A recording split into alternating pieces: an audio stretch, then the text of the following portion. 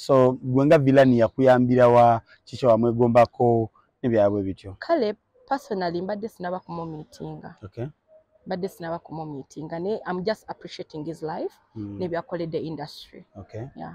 Villain, but are we gonna miss Kato? Yeah, of course. Mbadde ngenda ku TikTok nganseka. Ngomusangayo. Nga musanga nanga. Insane. Ekitegeera mwe tumisimbambi sinze nzekka abantu bangi nnyo abali mu industry abatali mu industry ababadde waka nga abajjako ekiwuubaalo bantu bangi abagenda mu misinga nga nange mwendi. Yeah. Villain awo tuvuddewo obako obukungubaga omuyimbi Villain abituusiza. Nansaba Mukama agumye famire ye bambi. Villain omanyi okusaba? Ensabira ddala ndi mukyala munokole. Tusabire omwoyo gwa Katolwa. Nsaba Mukama omwoyo gwa guwummuza ekisa. Saala. Musaasire byonna ebyamusobako. Villain tuli mu kusaba. Antera Mukama tiwetaaga kusaba nnyo. Kalimbo maze. N'omugambayo obugambo obutono. Kalimbo maze obugamba Mukama kulaka. Mukama okusaba omwoyo gwa mukulu Katolwa oguwummuza emirembe omusaasire byonna ebyamusobako.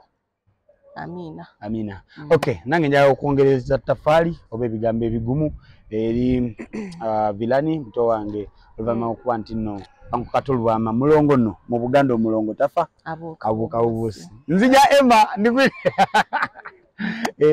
Omulongo mu Buganda takola ki? Tafa abuuka bubuusi. Oli Muganda Villain?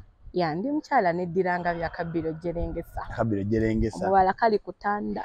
No. Kasola mbenga byabasambaganyi. Era bali abasaza mu show yange bampona. Bampona naye. Villain, njagala tutunulire like wano wetulaga wakambwe of course ngenaku z'omwezi 9 waliwo wanvuzeemu ko speed erade tanda nogamba bannaye. Ati wabadde weerabira ennaku. Nga 9 June tugenda wa ewatuufu. Abantu kavuddewo. Yabadde ndyawo mbulira buli omu awoza.